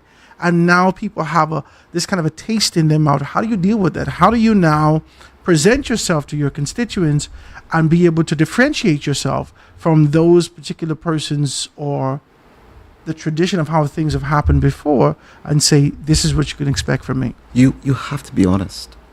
You have to speak truth to power. Right? I'm running on my own record. I'm my own man. Right? But they've seen this picture before, right? When I speak about, people saying being cynical about politics, they've seen it, and they have a right to call it out. But I'm a new generation politician. I'm not. They beaten you with an old switch. They beat me with an old stick. My God. Right? And that is precisely why I'm running. That is exactly why I'm running. You think you could change the mindset? You think you could be able to change these things? We've seen Brian Brown take on this kind of a posture and says that in the event that you are not successful, bushcracked, man, gone. And then you come back and retort this sort of an idea that we will remain committed to these things. Absolutely. Do you believe that with precision, what is it? Well, let me ask you like this. What does it take to be able to shift that stigma? Well, it's really about building trust. Right, so much has happened over the political trajectory of this country. So much has happened in the past that you are building trust, right? And the only way you build trust is through consistency. You have to be consistent, and you have to do what you say that you are going to do. That's how you build trust. That's why I'm a new generation leader. That's why I'm running, because I'm going to be consistent. And I can do what I said that I could do. Well, ladies and gentlemen, we're here. We're having a good conversation. I'm truly enjoying this. This kind of an enthusiasm that I have. I want to get into a couple of things. I want to know about this kind of a pushback. Before I even try to take a break, I want to know about this. Most recently, it seems like there's a target on your back. I want to say this to you, and I won't be able to talk about this with you. It seems like there's a target on your back. It seems like because you are being able to come out of the strength of an organization, which is the government of the day, that automatically you're the man to beat. Yes. That's what it seems like. Yes. And without being able to identify it, we see even organizations, individuals, corporations take on this kind of a position to be able to throw dirt on your name in one way or another. Not necessarily. I don't want to be as decent as I can. No, you're telling the right? truth. Because I'm watching the manipulation of words, of language. I'm being able to contort what you say to be able to give the impression of something else. Correct. And I'm not seeing that anywhere else. Yeah. And that is precisely what is happening. I mean, just recently, the opposition leaked a photo of my daughter and my personal number all over social media. This is my 6-year-old daughter. I mean, is that the kind of thing? That's very low. But that's the old style politics in this country, and this is precisely why I'm fighting against that. People will tell you politics is dirty. It is. But I never expected this, by the way. But we don't have to, because I'm going to go higher. When they go low, you go higher. I'm going higher. Okay, come on. So I'm not even playing in the mud with them. Whether it's an AI generated recording of me saying something, it is just it's continuous with the opposition, and so tonight I can expect just nastiness because they have no plan. If you ask them to produce a plan, they have no plan. How can you lead? That's not leadership. You mean the organization as a whole, or you mean Brian Brown? Because we have a view of the Free National Movement in terms of what they did or lack thereof. Brian Brown seems to be adamant about the fact that because he is a resident of the constituency of Golden Isles, that victory is an eminent thing. That's not a plan. He has no plan. I just needed you to see that. Yeah. I know that ain't no plan. That's not a plan. I'm from here. Yeah, that's All not, right, thanks. That's not leadership. You know, living in a constituency doesn't fix a pothole. My God. Living in a constituency doesn't pave roads, doesn't fix street lights, fix parks. That's just... Well, we can see that. Because as soon as you show up, and then you're dealing with this also, as soon as you show up, the mechanism, the mechanics come behind you to ensure that they could be able to fortify their man, and ensure that these particular things are done. Yes. And so all the agitation or casual conversations that the opposition may have had to hope that they could get some things done, you come and do it like that. Absolutely. So did living in the constituency provide you an upper hand to get these things done? And as I look at it, I don't think so. Darren Pickstock came here and was able to knock it out. Is this something that we could expect from you going forward? Absolutely, and that's why I'm a strong advocate. You know, I've advocated all my life. As an attorney, I've advocated. In the Senate, I've advocated for legislation, and sometimes I rejected legislation coming from the government. I speak truth to power. I advocate, right? And that is what Golden Isles will get from me. They will get a lion. They will get a strong advocate, just like how I advocated for people as an attorney, very strongly. That's who Golden Isles will get, a strong advocate. Well, ladies and gentlemen, we're going to take this commercial break. When we get back, I want to talk a little bit more about vision, the concepts and ideas. I see we have a 10-point plan here to be able to talk about these particular things. Building on progress. Darren Pickstock for Golden Isles. We're going to talk a little bit more about this. We're going to take this quick commercial break, guys. We're going to be right back after this.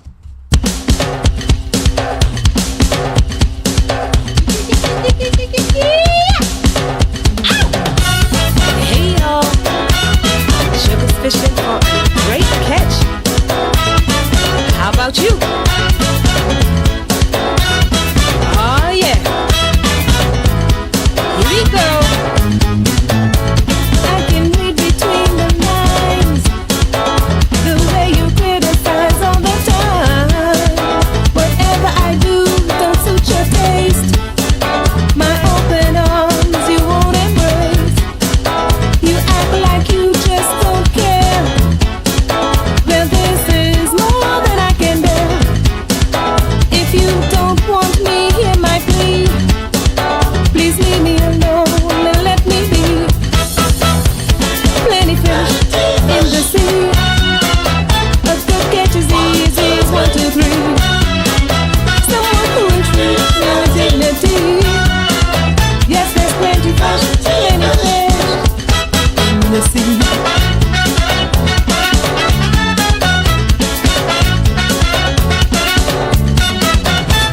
Plenty fish in the sea. A good catch is easy as ABC. Someone who will treat me with dignity. Yes, there's plenty fish, plenty fish in the sea. Oh yeah.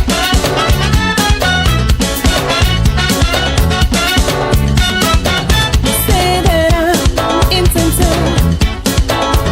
Everything I do you interfere. Never seem to know what to expect. You treat me with total disrespect. How can I hold my head up high, pretending that it's just a lie? The coldness that I feel inside. Baby, look at me, I can no longer hide. Plenty fish in the sea. A good catch is easy as 1, 2, 3. Someone who will treat me with dignity. But there's plenty fish in the sea.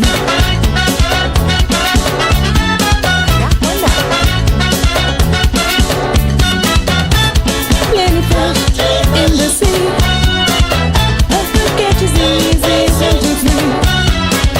Someone who will treat me with dignity. Yes, there's plenty fish in the sea.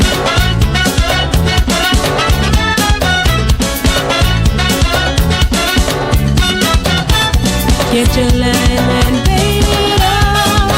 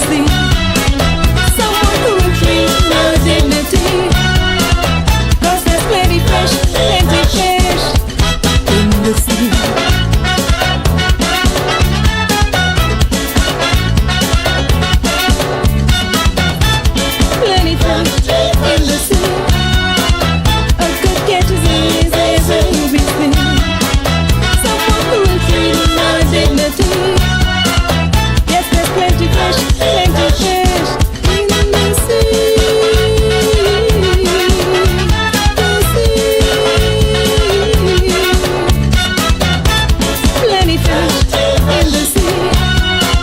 A good catch is easy as 1, 2, 3. I'm never with freedom and dignity. Yes, there's plenty fish, too many fish in the sea.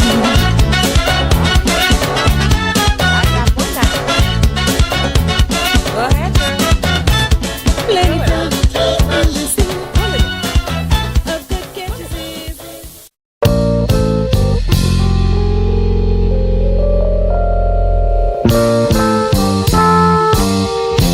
Our love has had its ups and downs. Our love has had its quarrels and fights. Our love has stood the test of time. And I believe that nothing can shake our love. Till death do us part was the vow we made, babe. You belong to me, I belong to you, babe. To have you and to hold you. I'm Darren Pickstock, PLP candidate for Golden Isles, the only candidate with a real plan to get things done in the community. And I've already started by listening, solving problems, and showing up. That's the kind of representative you deserve. From repairing infrastructure to connecting you to opportunities, we can make real progress over the next year. Give me this chance on November 24th, and I'll prove just how much we can accomplish together. And we're back, ladies and gentlemen. We're here with the candidate for the Progressive Liberal Party. Let's just be very clear. We're an equal opportunity talk show, and we want to be able to make sure that everyone's here. But I ain't going to drag you. Amen. I ain't going to yuck you and say, come, let's go, right? If you decide to come on. I'm not going to fight you, right? We're going to have a great conversation. But I'm grateful to both you and Karen Bryan for being able to take the invitation that we extended you. And we're excited to be able to see that there is, it's unfortunate circumstances, right? Yeah. For the death and transition of Vaughn Miller, who was a dear friend to us. He comes from media. I've known him for a very long time. I lived in the constituency on Boatswain Hill. Wow. I lived in Boatswain Hill West, right there in the very first corner on the left. When you go all the way in the back there, and you see them townhouses, one of them was mine. All right. You understand? I lived there for almost 10, 11, 12 years, something like that, right? And we just recently moved east in Nassau, deep into Nassau. And so I know about the constituency. I know about the position. I remember Michael Alcides coming to my door, Vaughn Miller coming to my door, and then I remember Vaughn Miller coming to my door again in a different. I said, Vaughn, what you doing, right? And so we know. I have fond memories of Vaughn and what he's done, and his sort of commitment to national growth and development in every capacity. And so it's a bittersweet circumstance. Bitter in the person of being able to see that we lost someone that we held near and dear to our hearts, and sweet for the idea of invigoration or reinvigoration, the idea of growth development, the idea of sustainability, the idea of an opportunity, the idea of the baton being passed on. So it's bittersweet, and we're looking at this with the optimism. Yes. With the optimism that all of us hold near and dear to our hearts for our country, for our communities. And so we're hoping that this opportunity is really to empower the constituents of Golden Isles, because this is a template. Yes. This is a template for the country to look at now, between this and the constituency of West Grand Bahama. We're looking at this with the expectation to know that this New Day administration can and will do what they say leading into the next general election Absolutely. to find themselves back in a position of victory after D-Day. Talk to me. Yes. Well, you know, this like you say, I 100% agree with you. This is a platform, and this will show people exactly what the government is continuing to do, because the government has done a lot and continue to do a lot, but there is a lot more to be done. Yes. Right? A whole lot more to be done. And this is why, just coming back to my plan, this is precisely why I developed, and this plan was developed. This plan was developed so that the people of Golden Isles can understand what to expect from me. And the way this plan was developed is by creating a focus group through Golden Isles that went around and listened, along with myself, listening to people, understanding what are their concerns. And through a compilation of all of those concerns, we developed this plan. People spoke about new spaces for their families and youth and seniors in the community. And so what we did was they were speaking to a community center. That's what they were speaking to. People spoke about opportunities. People spoke about mentorship. There are a lot of young men and women throughout the constituency of Golden Isles. And the same focus that I brought to whether it was Violets Are Blue, Young Men's Mentorship, whether it is Yamacraw Pace Setters, whether it's Next Gen, I want to give Golden Isles that same level of focus, where I focus on mentoring young men and women and through their leadership network. And so this is something that I hold near and dear to my heart. People say to me, Howard, look, Darren, we have so many great ideas, but we can't get funding. And so we, listening to them, are establishing the Golden Isles Entrepreneurship Microfund to help small businesses and existing businesses. So should I move back to my townhouse? I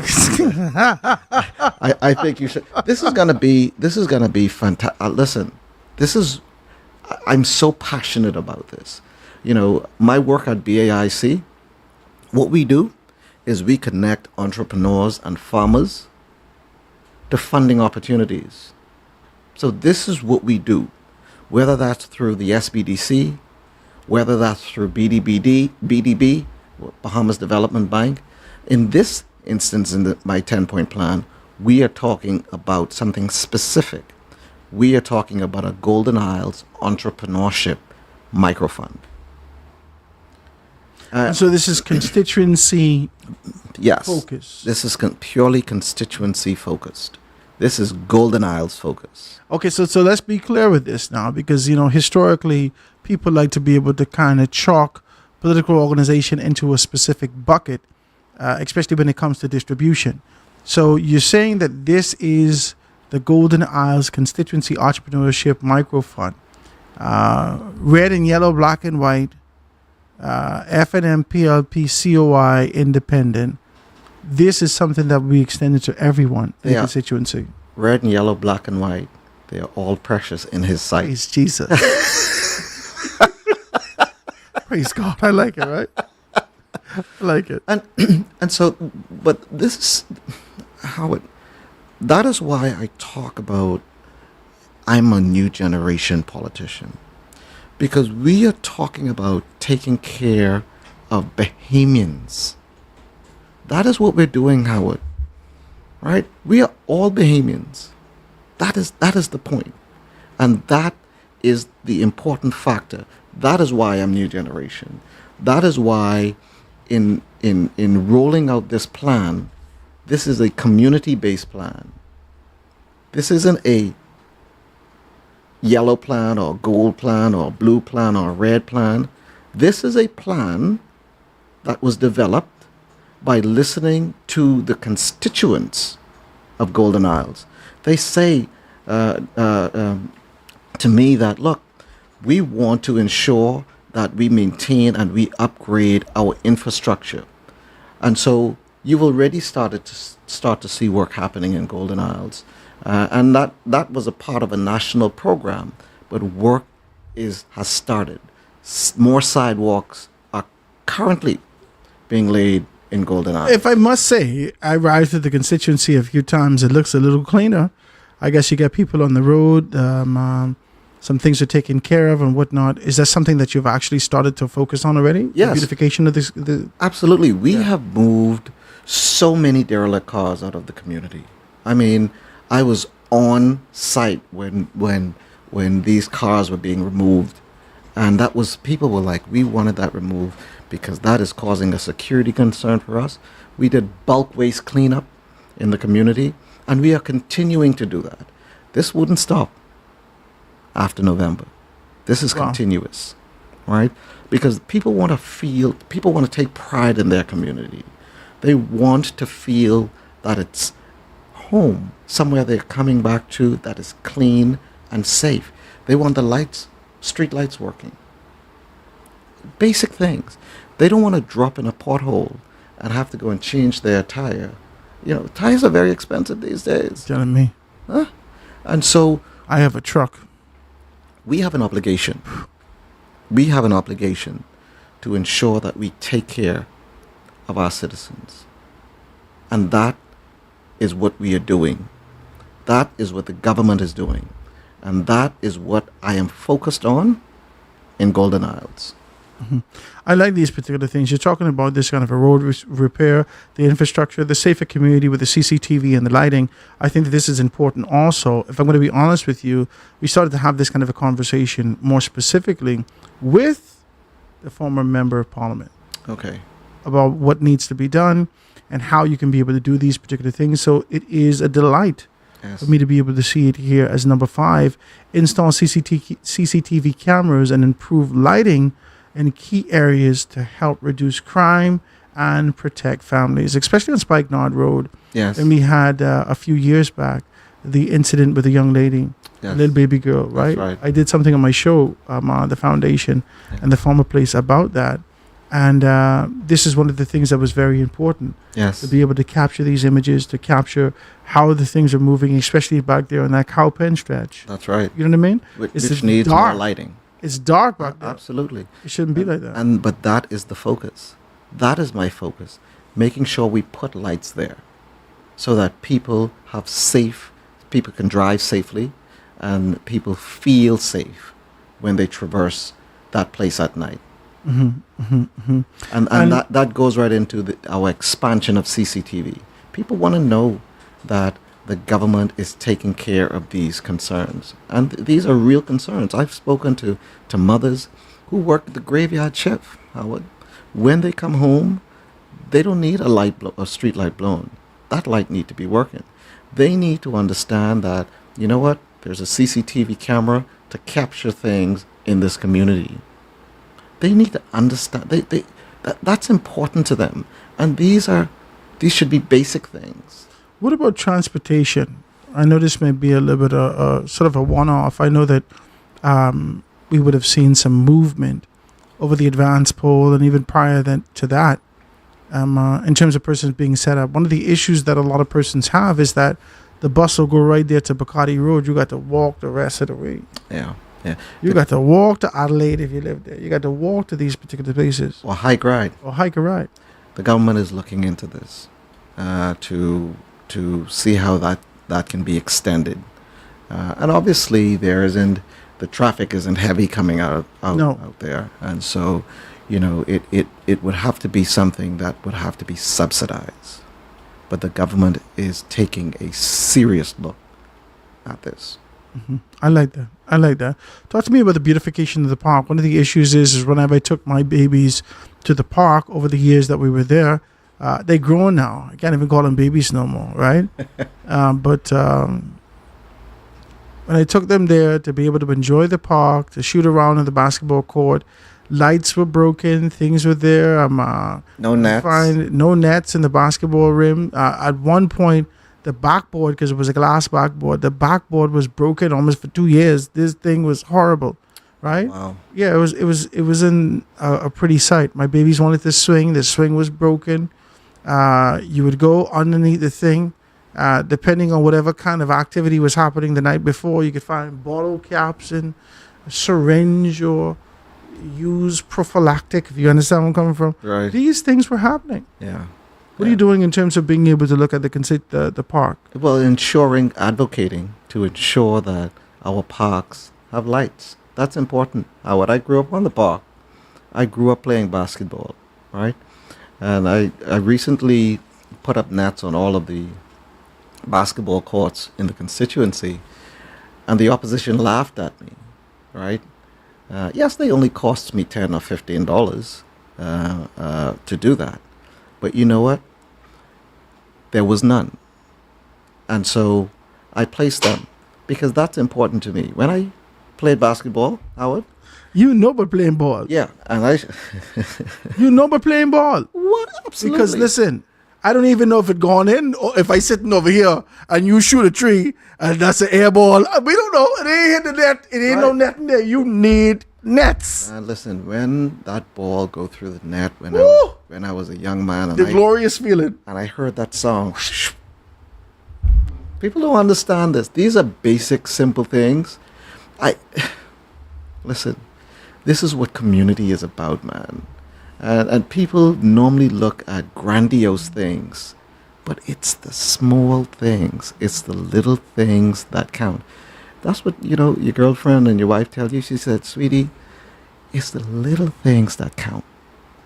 Don't neglect the little things. Mm-hmm. I like that, man. I like this kind of a conversation that we're having. I want to talk a little bit about this digital aspect also. Let's see if we can wrap this up. You got three more. We got digital access to smart community tools. Talk to me about that, providing Wi-Fi for public spaces, the launch Golden Hour Smart Hub for the community news and job updates. This is an amazing thing. Talk to me about it. It is, because, look, in the community, there are so many entrepreneurs in the community of Golden Isles. And we have started to compile a list of job openings so people can avail themselves to those opportunities. We are ensuring that there is Wi-Fi on all public spaces. And this is something that the government is already doing. This is a program that they have already rolled out, Wi-Fi in all the parks, etc. So we are ensuring that happens in Golden Isles. And so we are very excited about this digital access and smart community tools, just so that that when kids come to these public spaces, they have access. I often remember Bishop Neil Ellis's story. I went to Mount Tabor for years, and he would more often than not tell us a story about his childhood and the issues that he had in terms of really being able to get his homework done. Yeah. He didn't have light when he was younger. He had to go under the street light if he wasn't done his homework at a particular time, sitting under the lamp and so forth and so on. And anytime I hear about this sort of an idea of being able to charge the parks with Wi-Fi, I'm reminded of Bishop Ellis's story. Absolutely. Because so many kids who need to research, access information, so forth and so on, they just don't have the means at home. They don't. And this goes back to my point one on the plan, the Golden Isles Community Center. This is precisely the reason, right? Because many Bahamian families and students have that same story. Yeah. And you would be surprised. They have that same story. So we need to create safe spaces that they can do their homework. I like this. Safe spaces where they can get tutored. I mean, I sponsor a free online tutoring course in mathematics, BJC, and BGCSE, and biology. In mathematics. Where you just get time to have children? You say you got a 6-year-old? You working hard. And a 15-year-old. And a 15-year-old. You got Yeah, two. Two. My God. Two. Working hard, my brother. Yeah, man. And so I like this. I want to be able to encourage you to this. I'd like to be able to find out a little bit more about these particular things. I didn't put an asterisk to everything I want to find out more about after our conversation. Yes. But tell me about health and wellness for every household, right? Tell me about that. There's sort of an idea of how that was birthed. Well, that was birthed because, traveling through Golden Isles, there are many senior citizens that are not mobile, right? And they simply want to check their pressure. They simply want to get a light checkup. We are going to have a mobile nurse to do these kind of things, and that will be targeted towards our seniors. Wow. In Golden Isles. A mobile nurse. Yes. Someone who will go to them. This is an exciting thing that you're doing. Absolutely. My mind just keep running when you start to talk about these things. All right.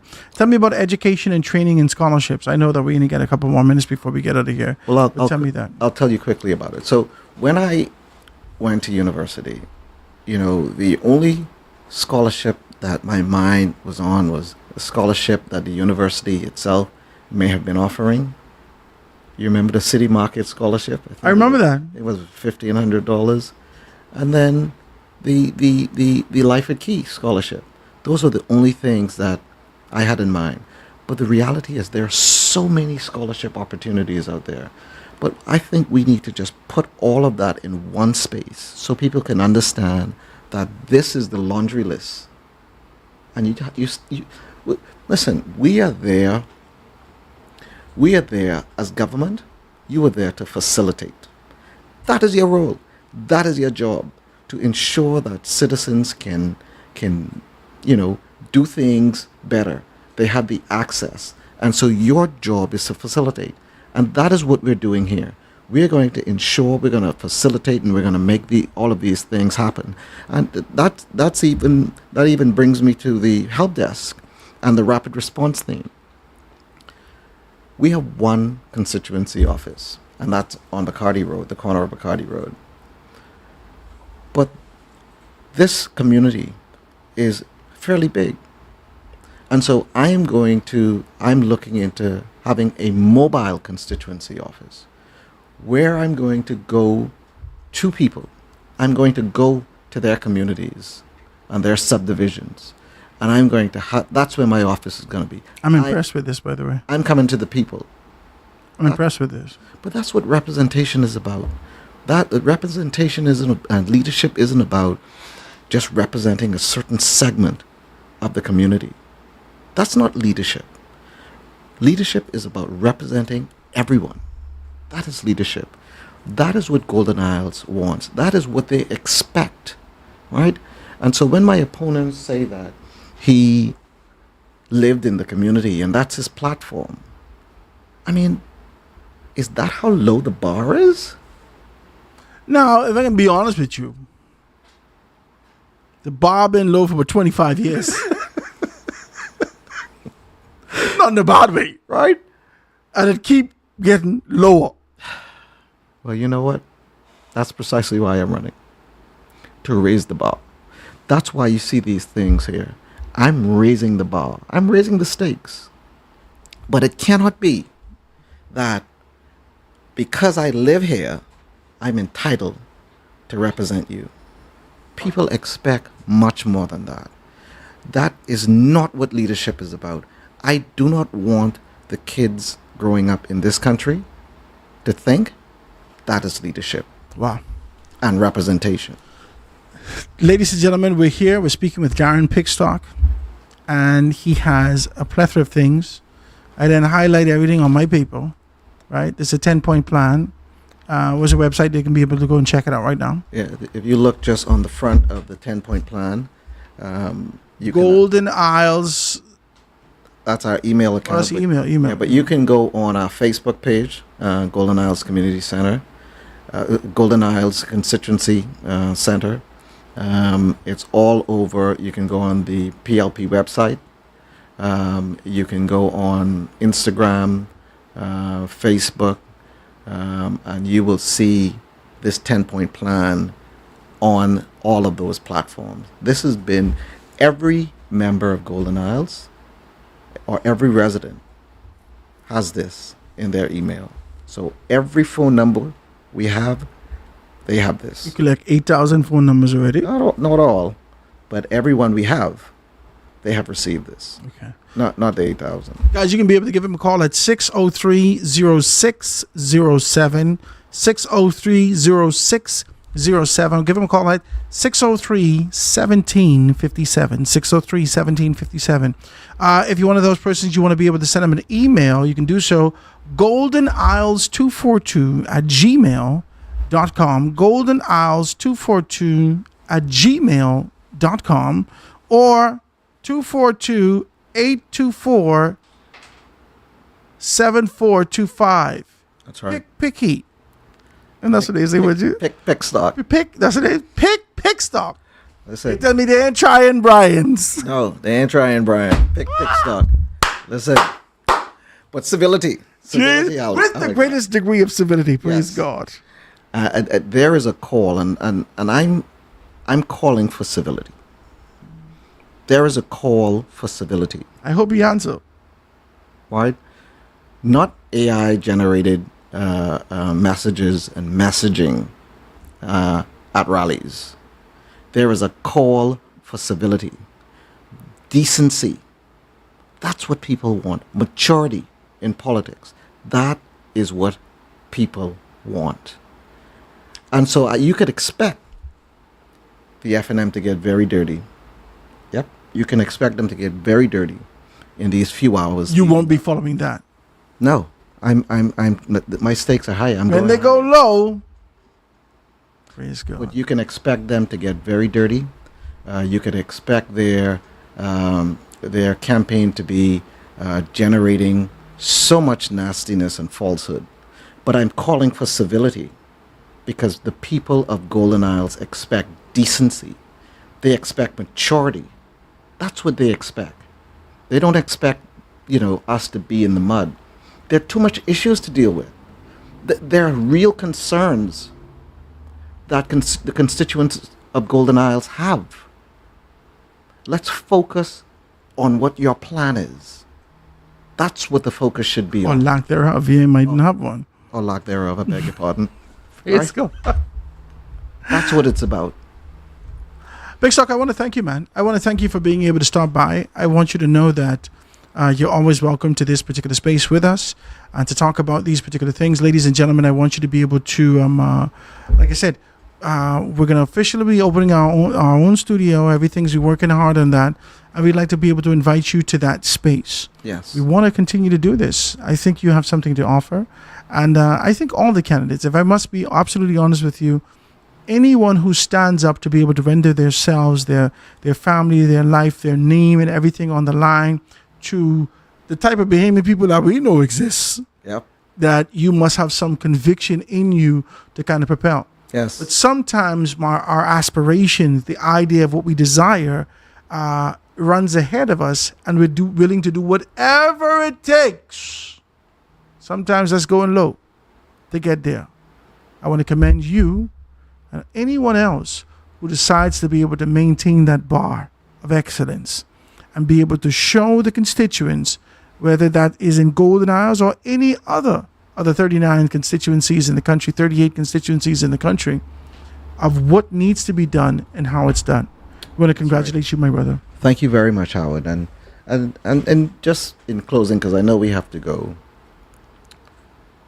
I want the voters, I want the constituents, I want the residents of Golden Isles to remember that Darren Pickstock showed up.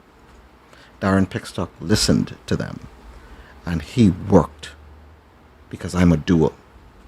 I'm not asking them, Howard, I'm not asking the constituents for blind trust. I'm asking them to give me one chance. That's what I'm asking them. To give me one chance to prove that progress can be real. Progress can be honest and consistent in Golden Isles. I am asking the constituents of Golden Isles for their vote on November 24th.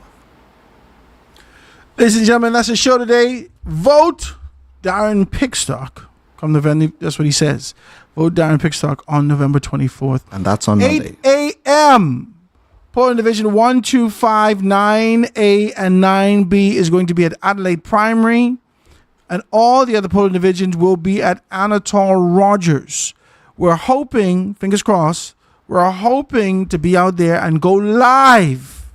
I'm trying to talk to some people right now. They ain't called me back yet. Call me now, babies. Call me now, right? Let's see if we can be able to make this thing happen. I'd love to be out there just to be able to get the feel and the energy of what's happening on Monday as we continue to be able to do those things. You think these people can call me? I'd like it to happen. They can call you. They can call me? Yeah. Praise God. They can call you. Well, we're going to be able to make these things happen, guys. Make sure your vote counts. Don't spoil your ballot. 200 and some votes the other day or spoiled ballot. What y'all was doing? What you was doing in there? Let's make it count. Put it in the right space. Put it in the right place. Let's make these particular things happen. Vote your conscience, your convictions, what your expectations are, what you would like to see for the constituency, who has been showing up, what you believe they can do if you believe your candidate. Vote. We hope to see. You think 8,000 people can come out? Well, that's what we're hoping. Oh, Jesus. Well, let's see, guys. We're going to see you on Monday, God Spirit Life. I want to tell you, man, Darren, absolutely all the best to you. Thank you. And your family. I know this is going to be a hard time for you. I know everybody get their fingers crossed, their toes crossed, and everything like that. And you're really working hard. Thank you. But thank you. We really believe that your conviction and the conviction of those persons who presented themselves in this by-election is strong enough that the people will show up and vote accordingly. Yes. All right. Thank you very much. Thank you, man. All the absolute best. Guys, you can see you on Monday, God's Spirit Life, right here on The Foundation.